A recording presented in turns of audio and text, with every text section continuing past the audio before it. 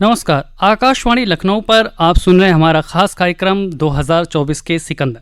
18वीं लोकसभा के नतीजों की तस्वीर अब साफ हो चुकी है। जनता ने अगले 5 सालों के लिए एनडीए गठबंधन पर भरोसा जताया है। अब सरकार के सामने क्या चुनौतियां हैं? 18वीं लोकसभा कैसे देश के लिए खास होगी? अगले 5 साल किस विजन के साथ जनता के विश्वास को ये सियासी सूरमा पूरा करेंगे? इसी पर चर्चा करेंगे आज हमारे इस खास कार्यक्रम में। हमारे साथ चर्चा के लिए मौजूद हैं राजनीतिक विश्लेषक संजय गुप्ता जी। संजय जी, आपसे समझना चाहेंगे, जनता का जनादेश काफी हद तक अब साफ हो चुका है, तो ऐसे में क्या प्रमुख कारण है इस जनादेश के? देखिए, ये जो जनादेश आया है इसके भी कई सारे कारण हैं।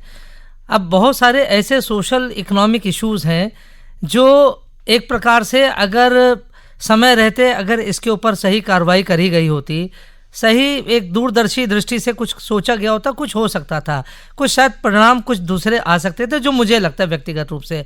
देखिए, जो एक अग्निवीर की जो एक पॉलिसी जो अभी गवर्नमेंट ने उसको इंट्रोड्यूस किया, वहाँ पर गवर्नमेंट ने अपने विजडम से किया, ऑब्वियसली उसके ऊपर मेरा कोई वो नहीं कहना है, लेकिन जो ग्राउंड जो एस्पिरेशन है लोगों का, जो युवा थे, बहुत सारे ऐसे गाँव में एक परंपरा है सेना में जाने की, आज वो लोग यही पूछ रहे थे कि अग्निवीर को एकदम से जैसे लॉन्च किया गया, पूरा एक टोटल रिक्रूटमेंट बंद कर दिया गया, या बंद भी किया गया तो 4-5 साल के बाद फिर again they will be going back to their home, इसका वो जवाब चाहते थे।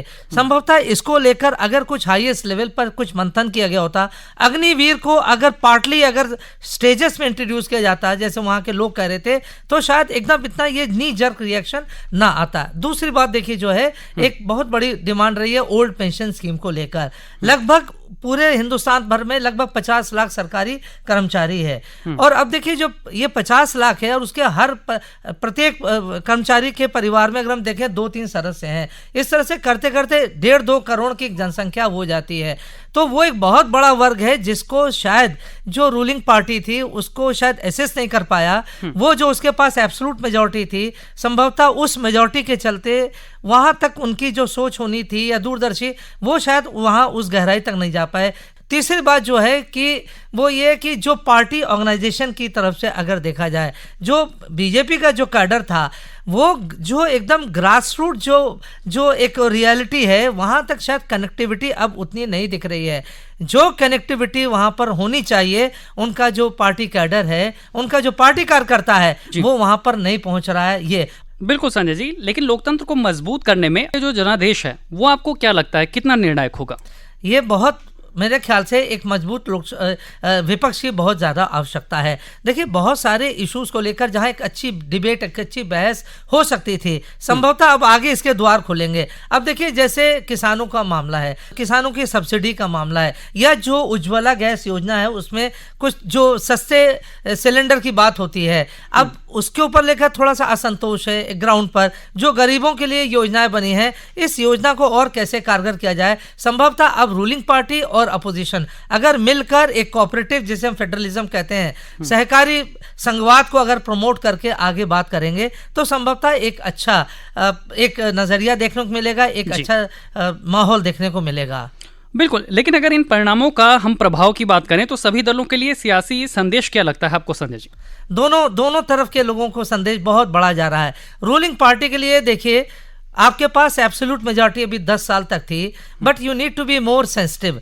एक सेंसिटिव होना है। दूसरी बात है, आपको बराबर इस बात का असेसमेंट करना, आपके ग्राउंड तक वो मैसेज जा रहा है कि नहीं जा रहा है। आपका जो पार्टी कैडर है, पार्टी कार्यकर्ता है, क्या उसकी कनेक्टिविटी बनी है नीचे तक का? अपोजिशन के लिए यह है कि अब उसको थोड़ा सा अब जिम्मेदारी अब उसके ऊपर बहुत ज्यादा आ गई है। उसको देखना है कि संसद में हंगामा मचाने की जगह अगर वो कंस्ट्रक्टिव अगर एजेंडा लेकर आती है और गवर्नमेंट के साथ अगर नेक एंड नेक अगर उसके ऊपर डिस्कशन होता है, वॉकआउट और विरोध और हंगामे वाली अगर स्थिति कम होती है, और कोई निश्चित रूप से अगर रोड मैप अगर बना पाए, जो रूलिंग पार्टी होगी और अपोजिशन होगा, इससे हमारा देश मजबूत होगा और लोकतंत्र भी मजबूत होगा। तो दोनों जनों को, दोनों पक्षों को बहुत रिस्पॉन्सिबल अब होकर काम करने की आवश्यकता है। यही भारत की जनता चाहती है। बिल्कुल, 2019 के मुकाबले अगर विपक्ष को देखें हम, तो इस बार सीटों का फायदा मिला, पर यह आंकड़ा सरकार बनाने के लिए पर्याप्त नहीं है। तो क्या ये नतीजे विपक्ष के लिए संतोषजनक माने जा सकते हैं संजय जी? बिल्कुल मैं मानता हूँ विपक्ष के लिए काफ़ी ज़्यादा संतोषजनक है, क्योंकि आप देखिए पिछली बार उनकी संख्या कहाँ थी, जो आपको आंकड़े पता हैं। इस बार लगभग 140 सीटों का आपने खुद बताया वृद्धि हुई है। They are very much close to the making of the government, और जब एकदम द्वार पर खड़े हैं तो समझ लिए it is a wake up call for the government. और साथ ही साथ जो विपक्ष है उसके लिए तो बहुत बड़ी अचीवमेंट है, अचीवमेंट इन द सेंस कि 10 साल से जो उसके पास एक सूखा एक वाली स्थिति आ गई थी, वो उसको वो चीज़ देखने को अब उस स्थिति से बाहर आ गए हैं। Now they are in the race, now they are in the competition, now they are in the contention. और ये बहुत बड़ा संदेश है पूरे सभी के लिए, पूरी जनता के लिए भी है, पूरे राष्ट्र के लिए भी है।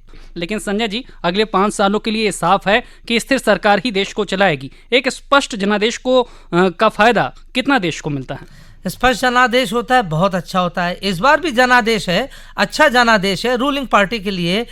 और साथ में अब चूंकि एक हम लोग देख चुके हैं 90 से 2000 तक का एक कोलिशन का एरा था, लगभग अब फिर कुछ ना कुछ कोलिशन रिवाइव हो रहा है। और कोलिशन की पॉलिटिक्स होती है, उसमें बहुत ज़्यादा केयरफुली चलना होता है, सारे दलों को लेकर चलना होता है। तो इस बार बहुत ज़्यादा रिस्पॉन्सिबिलिटी होगी पिछले 10 सालों की तुलना में। अगर देखा जाए अगले 5 वर्ष अब सरकार के लिए बहुत ज़्यादा चैलेंजिंग होंगे, और इसलिए इस सारी चीज़ों को साथ लेकर चलना होगा।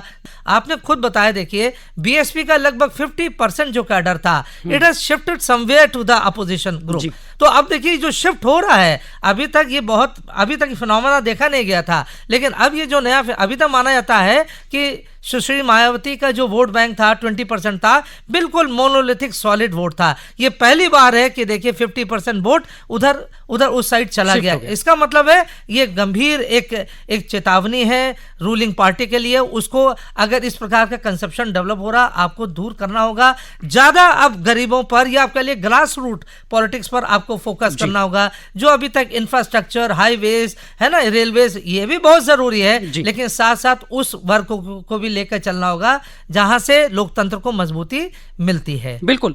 और एक बात विपक्ष को लेकर जो आपने कही, उसी में आगे बढ़ाता हूं। अब तक एक कमजोर विपक्ष को लेकर बयानबाजी होती रही, लेकिन इस बार विपक्ष का प्रदर्शन सुधरा जरूर है। इससे आपको क्या लगता है, लोकतंत्र कितना मजबूत होगा? देखिए हम लोग तो, चूंकि मैं तो राजनीति शास्त्र का विद्यार्थी हूं, और हमेशा ये मान के चलता हूं कि संसदीय लोकतंत्र तभी सफल होता है जब सत्ता पक्ष और विपक्ष दोनों मजबूत हो। सत्ता पक्ष भी मजबूत हो, साथ साथ विपक्ष भी। तो अगर विपक्ष मजबूत होगा तो संभवतः एक लोकतंत्र के लिए एक नई तस्वीर एक बनेगी और आगे की यात्रा सुगम होगी। और लेकिन देखिए विपक्ष पर बहुत बड़ी जिम्मेदारी है। अभी तक जो पॉलिटिक्स चलती थी, जो पॉलिटिक्स ऑफ हंगामा थी, पॉलिटिक्स ऑफ वॉकआउट था, पॉलिटिक्स ऑफ स्ट्राइक थी, अब उन चीज़ों से बाहर निकलना होगा।